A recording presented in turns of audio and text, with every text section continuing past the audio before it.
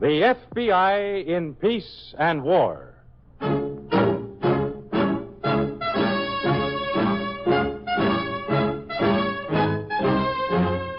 Another great story based on Frederick L. Collins' copyrighted book, The FBI in Peace and War. Drama, thrills, action. Tonight's story, star performance.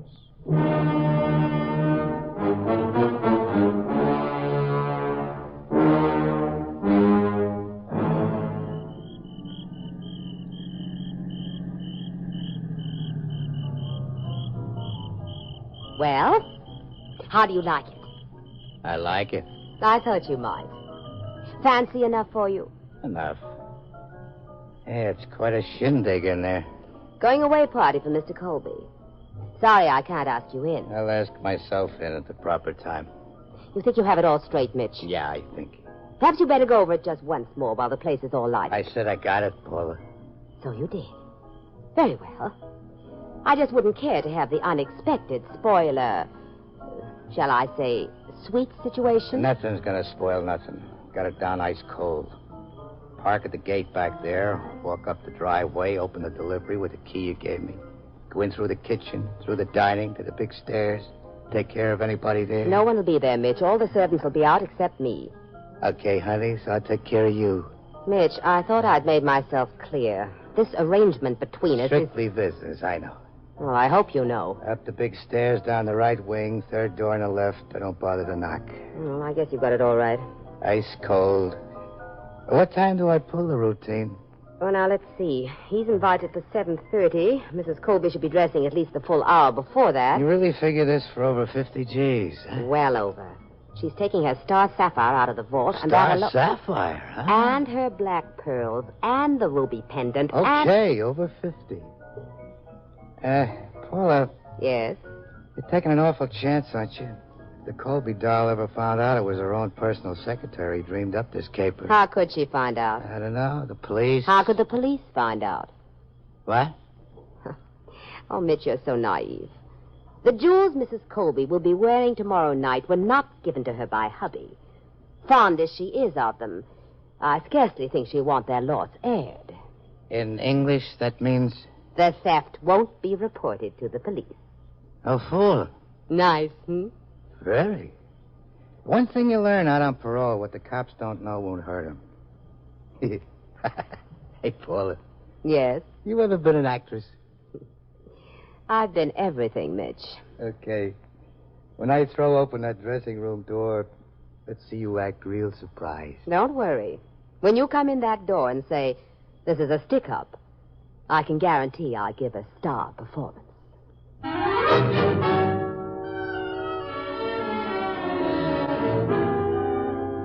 In the files of your FBI, we have the following facts on Paula Duquesne, one of the most elusive criminals on record. Paula was born in San Francisco and at 14 signed with a nightclub package as a dancer, drifting to Hollywood, where she made an unsuccessful attempt to get into pictures. While in Hollywood, she earned her living as a professional dancing escort, specializing in rich and amorous men. This specialty included blackmail and earned Paula a term in California State Prison where she was taught secretarial work. Unreleased, she lied her way into one lucrative job after another and met Mitchell Braille, himself recently out of jail on parole. Mitch and Paula teamed up in a robbery scheme that ideally suited each of their peculiar talents. Mrs. Colby? Mrs. Colby? Yes, Paula? Tub's ready for you. Nice and hot. And I poured in the Cuban sauce that Mr. Colby just can't stand. Thank you, dear. You're an angel. I'm a devil. But I figured long as Mr. Denham likes Cuban bath salts. Oh, my, they're beautiful. They are, aren't they? I just thought I'd try them on. Absolutely beautiful. I always thought white pearls were stunning, but those... I felt the same when Mr. Denham gave them to me. It's such a shame keeping them in the vault all year long. Yes, but I don't imagine Mr. Colby would appreciate them as much as we do. I don't imagine he would. Oh, Paul, I'm awful, aren't I? What? Seeing Mr. Denham the moment my husband leaves town. Oh, I don't know. I think Mr. Denham's most charming. I'm serious. So am I. No one has the right to judge someone else's morals, Mrs. Colby. What you do is your business. And you're not awful. You're the nicest employer anyone ever had. You are an angel. Really, Paula, I don't know what I'd ever do without you. What time is it, anyway? Time for your bath. Nice and lukewarm now. All right, I'm going. Why don't you run along and finish up those letters in the morning? Well, I thought I'd wait until Mr. Denham arrives. Oh, well, maybe you better. I can fix him a drink until you come down. Thank you, Paula. That's good of you. Lukewarm? This water's scalding. It's good for your complexion. If it doesn't skin me alive. All right, I'll come in and... You'll come in and what? Paula, you'll come in and what? Go on, answer. I can't. I'm too frightened. Paula! You come in and find out, lady. What? Mrs. Colby, What's that? I thought I heard a man. You heard right, lady. Now stand over there next to her and don't make a move or open up your face. This is a stick-up.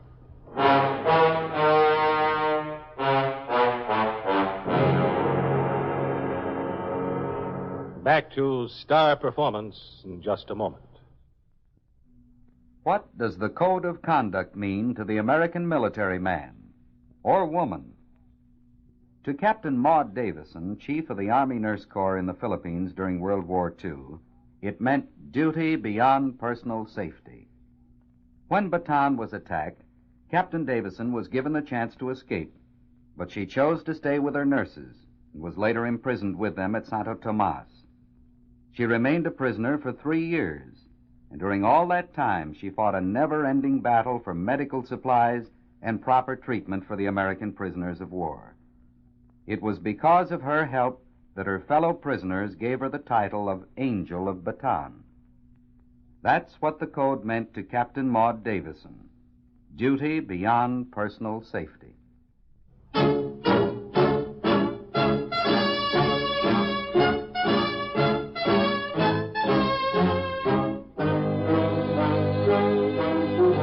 Act 2 of tonight's story on the FBI in Peace and War. Star performance.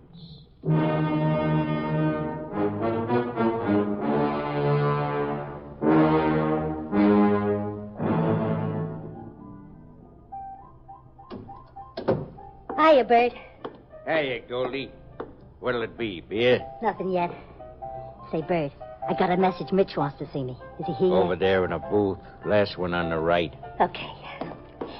Send over 2 specials, huh? This is a celebration. Hello, Mitch. Oh, Goldie, what blew you in? Huh? Mitch, I got a message. Okay, I know. I was just kidding. Come on, sit down. You glad to see me? I'm always glad to see you, Mitch. You know that. Sure I do. All the girls are glad. Guess I'm a pretty handsome fella. I think so. Why do you want to see me, Mitch? Got to be a why. Well... Fella likes a girl. It's wrong he wants to see her. No, of course not. It's wrong he has a prize for her. Something she can wear. What? Hold out your hand, honey. Oh, don't, Mitch. I don't like playing games. Go on, hold out your hand. Hey, this is one of those electric shock gimmicks. There you are, Goldie. That looks like an electric shock gimmick. Mitch. Nice, huh? Nice. It's the prettiest bracelet I ever saw. Rubies, diamonds, not one stone under 3 carats. And all for you. For me? I can't believe it, Mitch. What happened? Remember that deal I was working on with Paula Duquesne? You didn't... Sure, a half hour ago. It was simple as taking candy from a bunch of kids. The bracelet? What do you think? I bought it out of that small change they hand me at the filling station? Sure, the bracelet. Also these pearls, and these earrings, this necklace, and this, and these, and these. Yeah, these. Oh, Mitch. What's the matter? Not enough? I really thought you meant the bracelet for me. I do mean it for you. Bracelet, necklace, the works. Every item here for you. To get rid of through Herbie. Mitch. You can get rid of her for me, can't you? She's no good to you, Mitch. Paula's not your kind. I didn't ask your advice. Just tell me. You get rid of the stuff. She won't give you a tumble, I know. She'll only use you until... I said I didn't ask you. Okay. I can get rid of the stuff, Mitch. I always have, haven't I? Okay. Now, none of it's hot. Herbie should give you a good price. Mitch. Yeah? You were careful? No one recognized you? No one to recognize. Oh, I'd hate to see you get sent back, Mitch. That parole Those board... do-gooders. I soft soap them once a week with how much I like selling gas, and they practically kiss me. Come on, give me that old smile, Goldie. I'm dealing this one from the bottom of the deck. How can I lose?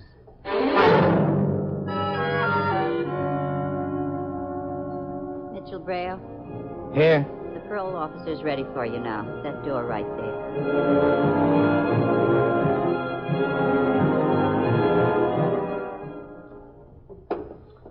All right, Mitch. I guess that's all for today. That's all, sir? That's all.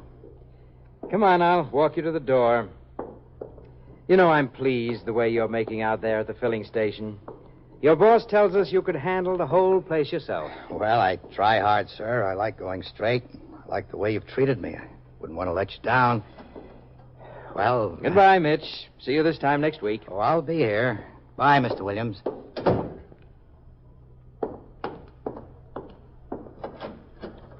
All right, gentlemen. Sorry, we couldn't hear too much over the squawk box. I know. I've been meaning to have that thing fixed. Sit down, won't you? Thanks. Well, I confess I'm licked on Mitch Braille. Bad as all that? I'm afraid so. Maybe I shouldn't have bothered you people with this thing. Well, in a way, Mitch Brayo is our business as well as yours, Mr. Williams. I'm worried about him. I really wish he'd go straight. You think he isn't? Well, it's hard to say. That's why I asked you to drop in this morning. You know Mitch fairly well. I'd like your opinion after you hear the facts. Go ahead.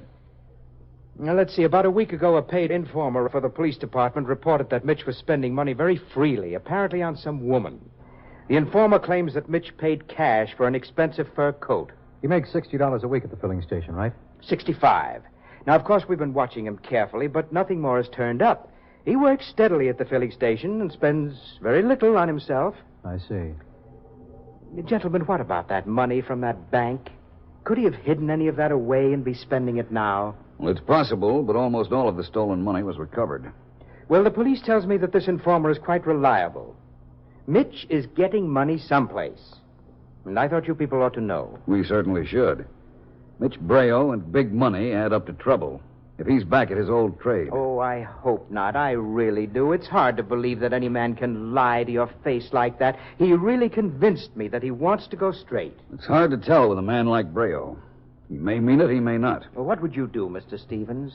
First, I'd like to check with the Bureau and see if we can get approval. And if you do? Well, if we do, Mr. Williams, maybe we'll find out whether or not Mitch really wants to go straight and just where he's getting all that money.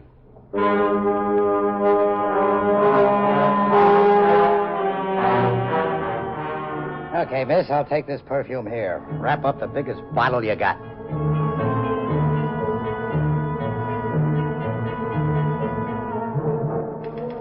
Memorandum of Stevens. Followed subject to Mace's department store.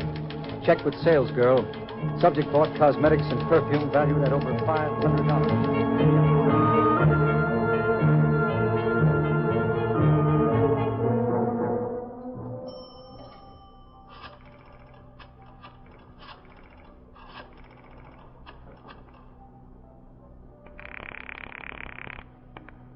Hello? That you, Paula? Mitch, how many times do I have to tell you? Don't call me here. I just wanted to see that the perfume arrived. It arrived. Thanks for small favors. Small. You know what that junk cost me? Mitch, I can't talk to you. Wait a minute. How about seeing me tonight? You know the answer to that. But, Paula. I'm hanging up, Mitch. I can't talk to you now. Oh, listen. Paula!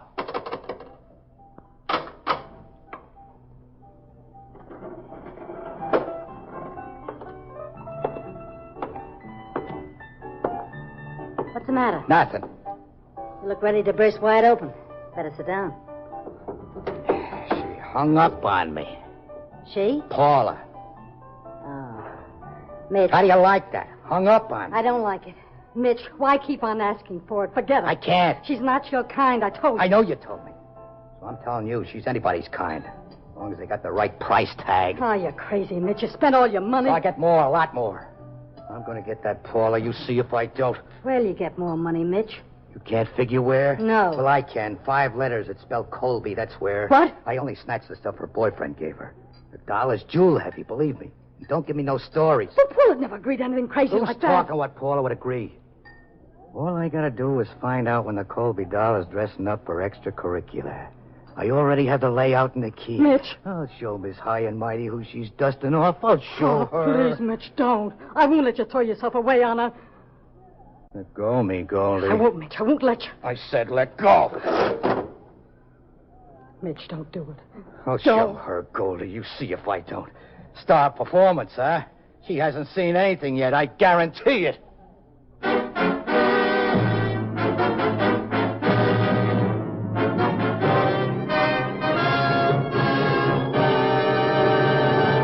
Back to Star Performance in just a moment. Friends, this is Jimmy Wallington. You know, many great men have attained the highest office in our land, the presidency of the United States. Can you guess the name of this man? He was born in 1767 and began his military career at the age of 13. His distinguished victories included campaigns against the Creek and Seminole tribes during the Indian Wars and the Battle of New Orleans against the British in 1815.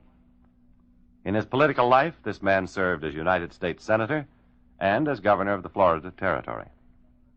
In his first campaign for the presidency, he was unsuccessful. But in 1828, he won the election and served for 2 terms. Well, you should have his name by now, but in case you don't, here's one important clue. He brought new attention to national politics during the first year of his administration by discharging nearly 700 office holders, as against only 74 removals by all the preceding presidents. Yes, he was Andrew Jackson, 7th President of the United States. His life is part of your American heritage.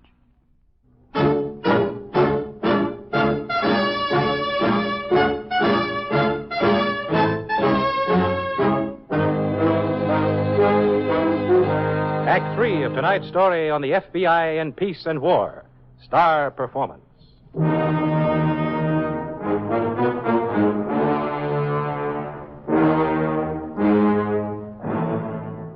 Paula, dear, Yes, Mrs. Colby. will you fasten this for me, darling? Of course. Not as unusual as black pearls, but diamonds are still diamonds. How do they look, They look just fine. What? I'll take them off and hand over the rest of the stuff. Like I said before, this is a stick-up.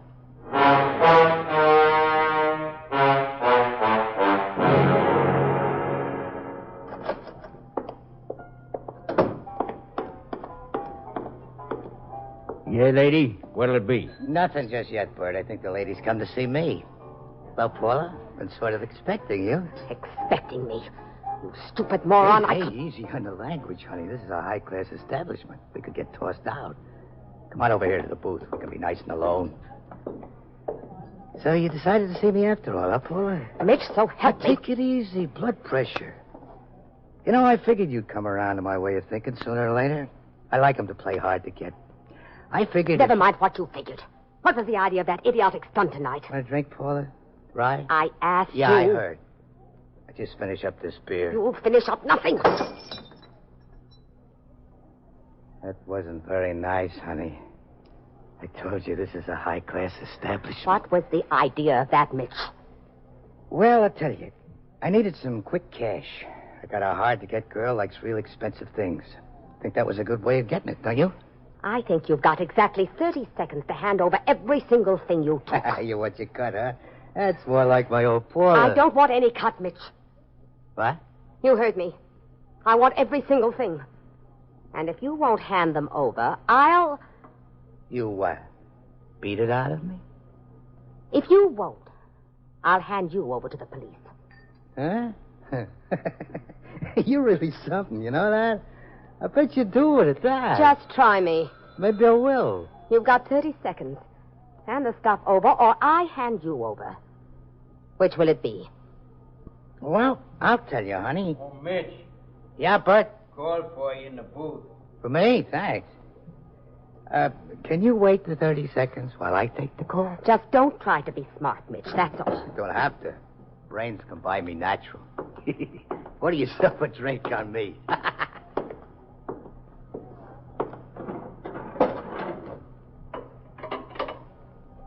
Mitch Brayo speaking. Mitch, this is me, Goldie. I'm busy, Goldie. Mitch, listen. I'm sorry I did it. I just out of my head. What? What are you talking about? I couldn't take it any longer. You making a fool of yourself over her. I figured I'd rather see you back in the pen than... Back in a pen? What are you talking about? What'd you do? I was out of my head, Mitch. I'm sorry. Goldie, what did you do? I told the cops about the Colby job. You did what? I told them all about the job, all about you and Paula. I said they'd find you at Bird's place with the stuff. They're waiting outside in their car for you to come out. Mitch, can you ever forgive me, Mitch? Can you?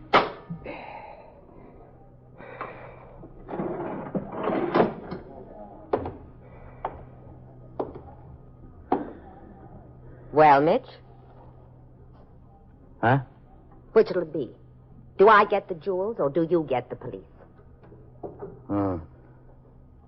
One or the other, huh? That's right. Okay.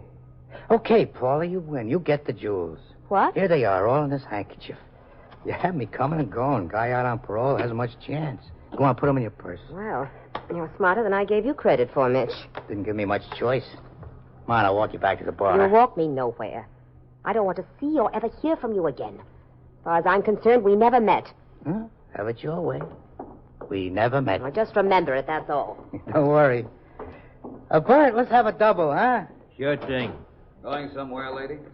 Better pour one for her, too. I got an idea she'll be back. Yeah? Practically guarantee it. Okay, you're buying. Let go of me. Let go. Take it easy, lady. Let me get my hands on him. That's all. So help me, I'll kill him. Take it easy. You louse, Mitch. You knew they were outside. You knew it. We'll do the talking, thanks. Mister, this lady says she got these jewels from you. She says you stole them and she was only returning them.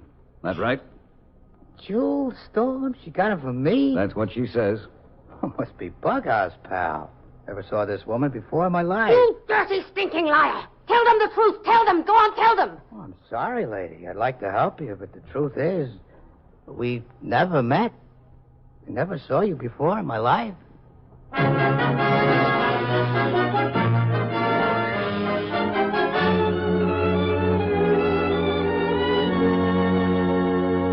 In spite of all protest to the contrary, Mitchell Brayo was linked to the Colby robberies through the positive identification of Mrs. Colby herself. He and Paula Duquesne were indicted, brought to trial, and convicted. Brayo adding 6 more years to his previous term, and Paula Duquesne going to women's prison, where she'll have 4 long years to regret her star performance.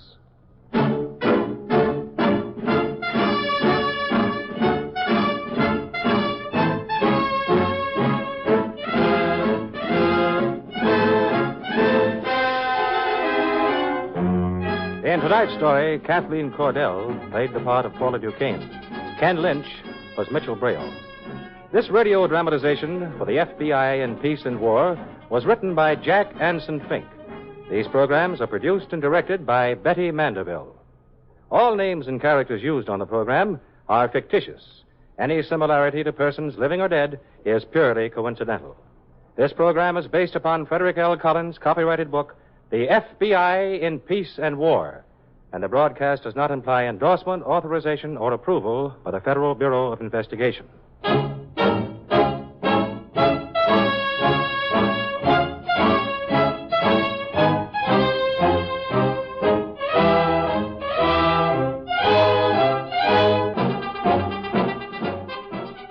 This is the United States Armed Forces Radio and Television Service.